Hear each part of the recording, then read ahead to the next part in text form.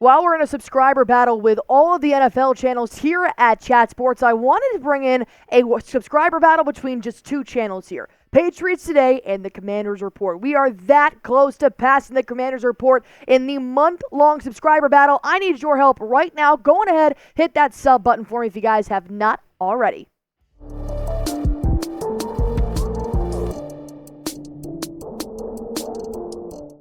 ESPN recently came out with an article breaking down all 32 teams in the NFL. They talked about their projections, starting lineups. They talked about the strengths, the weaknesses, the non-starters, the X factors, which is exactly what we are going to be breaking down here on Patriots Today by Chat Sports. I am your host, Allie Barefoot, and I want to go through the ins and the outs of these strengths, weaknesses, and primarily the X factors, because I'm going to be honest, they gave two here. And I don't know if I agree with one of them from ESPN. ESPN can be wrong, but that's why we have Patriots Today by Chat Sports. We take those articles, those rumors, those news, and we break it down here, talking from a fan to fans for the game.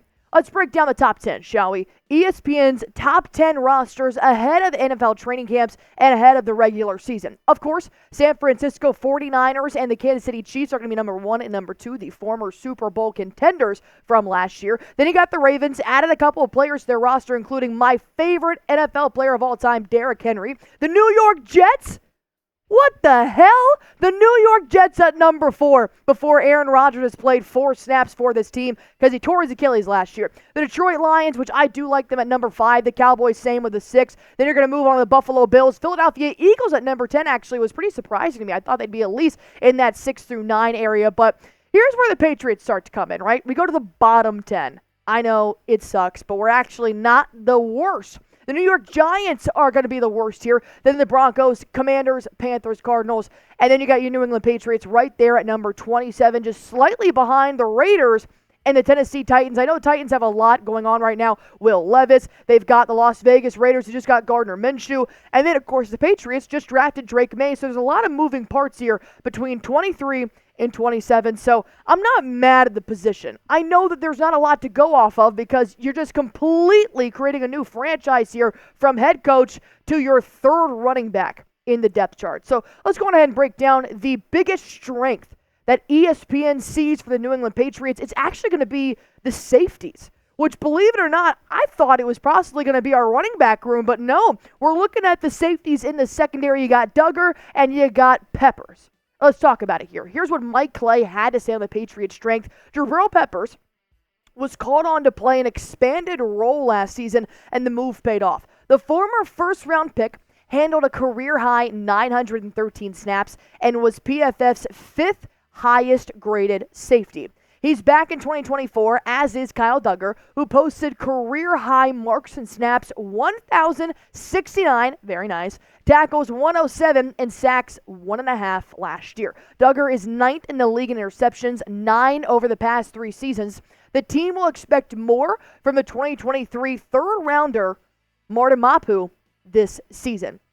And I do also want to throw in there that Jalen Hawkins, I do think he still has a very high ceiling that he has yet to reach as well. But when you've got Mapu back there, you've got Hawkins, you can still even possibly bring in another veteran. I know I named Duron Harmon yesterday in my video just talking about if you wanted to add a little bit of veteran leadership, because that's the only thing I'm going to say here in terms of where I think they're actually lacking when it comes to anything in the safety room. And I'm going to go with NFL experience. So if you do have to add anybody else, I would just add an older player, but I do think Duggar and Peppers could actually really lock down the backfield here in terms of the New England Patriots. Coming here for the biggest weakness is going to be wide receiver. But I do think the Patriots are actually taking all the necessary precautions to make sure that that ends up being a strength by the end of the season. The reason why they're going to list the wide receiver room as the weakness is because it's a big fat question mark. There's 12 guys out there competing for the 53-man roster. Obviously, you have no idea what's going to come out of those 12 guys. Here's what Mike Clay had to say about the Patriots' weakness being the wide receiver room. The bad news is that the Patriots have one of the shakiest and unproven wide receiver rooms in the league. Really harp on the word unproven because there is still time to tell what this wide receiver room will look like. The good news is they finally have found some potential at the position. Exactly what I'm saying, Mike Clay. Demario Douglas flashed as a 5th-round rookie last season, and New England spent a pair of 2024 draft picks on Jalen Polk in the 2nd round and Javon Baker in the 4th. Kendrick Bourne, recovering from a torn ACL, Juju Smith-Schuster, which I personally think should be cut, and KJ Osborne are among the veterans competing for that role. And if you want to break down all 12 wide receivers that are going right now at the 90-man roster, you got Juju Smith-Schuster, Bourne, Douglas, Polk, Baker, Osborne, Rieger, Thornton, Booty, Baker, Wallace, and Jackson. So I do think there is a lot to be proven here. And I do think that the ESPN, when they made their projected starters, have the best 3 in their roster. I'm going to break that down more so towards the back half of this show, but I think when you had Pop Douglas as really your only reliable receiver towards the back half of the Patriots season last year, and you didn't really have any offensive weapons to get him the ball. Now that you've got Brissett, you've got a cannon of an arm in Drake Maye and Joe Milton, and wherever Bailey Zappi is going to fit into this depth chart, I think you're going to have the quarterback to get that pass out. Are you going to have the line, though, to prove that they can provide enough time for any of these receivers to make substantial plays for the Patriots offense? All right, going through the strengths and the weaknesses, I want to hear what you guys think. Which room in the Patriots roster do you think lies in the strength category and lies in the weakness category? Go on ahead and drop that comment down below. This is why we have this channel. I love talking to you guys in the comment section. Yes, I read every single comment that is out there. It's my job. So go on ahead and comment that down below. And also, in the comment section, you're going to find a link to a phenomenal 40% off deal right now. And look, we're in Texas, all right? We're not in New England. It's a lot hotter down here than I'm sure it is up there on the Northeast, but still, you can rock a nice hat and t-shirt anytime during this summer. You can put this over a nice hoodie. You can put this over a nice long sleeve when it comes to the fall as well, and you can never go wrong with a beautiful slate gray hat. You can wear that golfing as well. If you guys want this, go to chatsports.com/New England Combo. You can get this bad boy for $24 right now. Everything is so expensive in this freaking world right now that a hat alone costs $24, and you can get this phenomenal combo. I highly suggest going out and getting this right now. It's got the red, white, and blue. Wear it to a 4th of July barbecue. Boom, you're done. Don't even have to worry about it. 40% off. Go to chatsports.com/New England Combo, and you're going to find that link in the comment section down below. The X factor coming in from ESPN's roster projections is actually going to be Cole Strange in Sidy. So, yes. Cole Strange, no. I don't think this is going to be the Patriots' X factor. Why? Because he's injured. We don't even know when he's coming back. And since he has been injured and hasn't been able to participate, that means several offensive line positions have been tested by other players to see who can fill those shoes of Cole Strange while he is out. I think he gets beat out in the offseason for a factor that he can't control, which is injury recovery. And here's why they said Cole Strange in Sidy. So, all right? Here's what Seth Walder had to say. They ranked 57th and 58th out of 62 qualifying guards in pass block win rate last season. Respectfully, and New England will need them both to step up to protect Drake Maye or Jacoby Brissett. When you put it like that, obviously the statistics, word always trips me up, do show that Cole Strange is one of the better pass blockers here in the NFL, being 57th and 58th. But Strange is month to month here. That's what really frustrates me, is that it's not day to day, it's not week to week. We genuinely do not know when he will be ready, even if he will be ready by September when the NFL does kick off their season. The Patriots cannot wait, especially in my opinion, with the O-line being one of their weakest points here. They cannot wait for Strange to come back. If he does, boom, even better. You just add him more to your depth chart right there. But I know with Sidy So that he has been popping off in OTAs and minicamps right now, specifically at that left guard position, which is Cole Strange's position. So I think it's very interesting that not only are they moving him from the right to the left, but they're making it so that they're ready if Cole Strange cannot come back. I do think that So has a phenomenal year. I've been seeing this from all the coaches so far in their reports that he has been working his ass off. I know. It's X's and O's, OTAs, and minicamp. Training camp, though, keep an eye on Sidy So, because I do agree with ESPN. He could be an X factor for a struggling offense for the New England Patriots.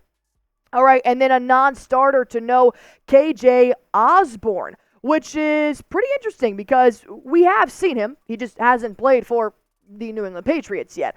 KJ Osborne obviously was wide receiver 3 for the Minnesota Vikings, but hey, you're not going to be wide receiver 1 of the Minnesota Vikings unless your name is Justin Jefferson. So Osborne now coming to the Patriots. He did accumulate probably the most yards out of any New England Patriots wide receiver last season, but he was playing for the Minnesota Vikings. So here is what Aaron Schatz had to say about the non-starter to know being KJ Osborne.